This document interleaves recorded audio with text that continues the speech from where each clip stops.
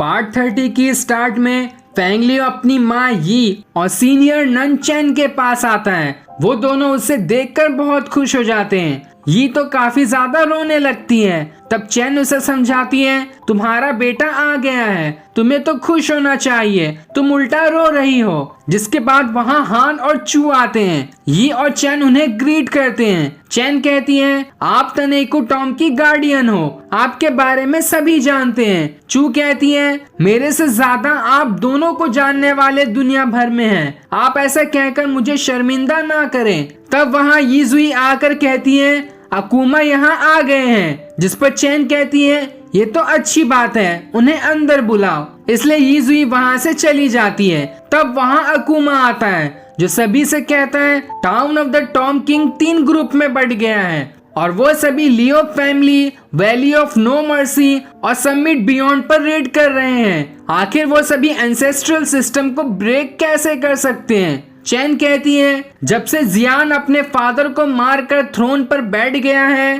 तब से town of the Tom पूरी तरह से उथल पुथल हो गया है। इसलिए अब टॉम अटैकिंग ग्रुप को दुनिया के सभी डिपार्टमेंट पर कंट्रोल करना होगा। तब फेंगलियो कहता है, टाउन ऑफ द टॉम ने आखिर इतनी जल्दी बड़ी मार्शल आर्ट की फौज को कैसे तैयार कर लिया।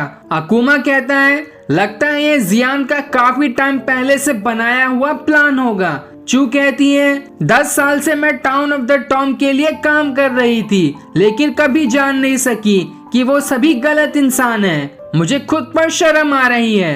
अकुमा कहता है, टॉम गार्डियन हमेशा वही करते हैं जो उन्हें करने कहा जाता है, यही उनकी खासियत है। आपने जो किया वो बिल्कुल ठीक था। ये चू से कहती है, जब तक मामला ठंडा ना हो जाए, आप हमारे साथ वैली ऑफ नो मर्सी में रह सकती हो और यहाँ से थोड़ी दूर हान फैमिली रहती है, आप आसानी से उसे ढूंढ सकती हो। जिस पर चू उनका शुक्रिया करती है। अकुमा फेंगलियो से कहता है, सारे एल्डर्स यही हैं, तो अपने और हान के रिश्ते के बारे में बात कर लो। इसलिए फेंगलियो सभी से कहता है, हान और मैं एक दूसरे को पसंद करते हैं, इसलिए मुझे आप सभी के लिए शादी की परमिशन चाहिए। लेकिन अकुमा कहता है, मैं एक सुझाव दूंगा कि हमें शादी की तैयारी टॉम ब्रेकिंग ऑर्डर वापस मिल जाने के बाद करनी चाहिए, क्योंकि वो हमारी फैमिली के लिए बहुत ही इम्पोर्टेंट है।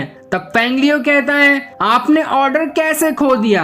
अकुमा बताता है, मैंने ऑर्डर को एक बाम्बू के अंदर छुपा दिया था, पर जब मैं उसे लेने गया तो वो वहां नहीं था। मुझे खबर मिली है कि कोई आदमी ऑर्डर लेकर अनजन बिल्डिंग में जा रहा है। तब फेंगलियो कहता है, मैं अभी शिक्यू के पास जाता हूँ, जिसके बाद हम ऑर्डर लेने जाएंगे। अकुमा हंसते हुए कहता है, तुम्हारी जल्दबाजी देखकर लग रहा है तुम्हें शादी करने की बहुत जल्दी पड़ी है। दूसरी तरफ शिक्यू अब जाकर नींद से उठता है, जहां लिन उसे उन 3 मरे हुए आदमियों की तलाशी लेते हुए दिखाई देती है, जिन्होंने कल रात उस पर अटैक किया था। शिक्यू उससे पूछता है, वूका कहाँ गया। लिन बताती है, मैं बेल की आवाज सुनकर उठी हूँ, तब भी वूका यहाँ नहीं था।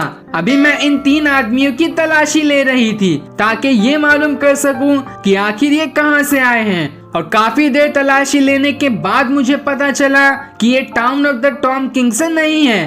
तब शिक्यू उसका मजाक उड़ाते हुए कहता है, तुम तो बहुत ही बेवकूफ हो। इन्होंने अपने चेहरे पर घोस्ट मास्क कहाँ पहना है जो ये टाउन ऑफ द टॉम से होंगे। तुमने बस अपना टाइम बर्बाद किया।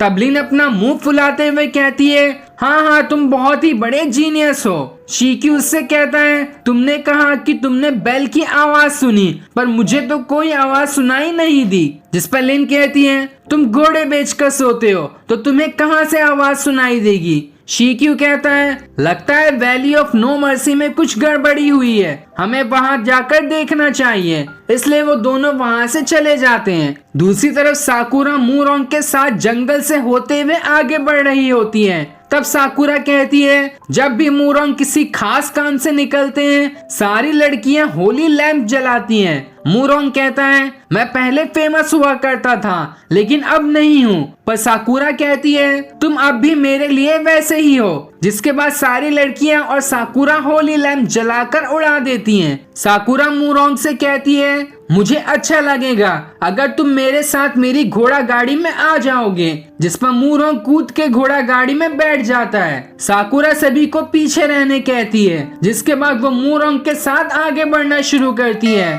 जहां वो दोनों बस एक दूसरे को देख रहे होते हैं और इस वजह से वो सामने लगी रस्सी को नहीं देख पाते और रस्सी से टकराने पर उनकी घोड़ा गाड़ी पलटने लगती है। तभी उन पर तीरों की बारिश हो जाती है, लेकिन घोड़ा गाड़ी उसे रोक लेती है। तब एक आदमी मूरोंग पर अटैक करने उसकी तरफ बढ़ता है, पर वो अपनी स्वॉर्ड से उसके टुकड़े कर देता है। तभी पेड़ पर चढ़कर एक आदमी जहरीला तीर मूरोंग की तरफ मारता है, जो उसके आर पार हो जाती है। साकुरा उसे संभालती है, जिसके बाद वहाँ कई सारे सिपाही आने लगते हैं। मूरोंग साकुरा को यहाँ से भाग जाने कहता है, लेकिन वो कहती है मैं तुम्हें अकेला छोड़कर नहीं जाऊंगी। जिसके बाद वो उन सिपाहियों की तरफ बढ़ने लगती है, पर साकुरा को देखकर वो सभी पीछे हटने लगते हैं। वो गुस्से में सभी से कहती हैं 6 में से 3 मिनिस्ट्रीज कोर्ट मेरे हैं। जिसने भी मेरी रिस्पेक्ट नहीं की उसकी पूरी फैमिली और ग्रुप को एलिमिनेट कर दिया जाएगा। ये सुनकर सभी घबरा जाते हैं। सिपाहियों का लीडर बाकी सिपाहियों से कहता है मुझे तो लगा था यहाँ बस मूरोंग होगा, साकुरा कहाँ से आ गई? इसलिए सभी वहाँ से भाग जाते हैं। अब तीर की वजह से मूरोंग बेहोश होने लगता है। साकुरा उसे संभालती है।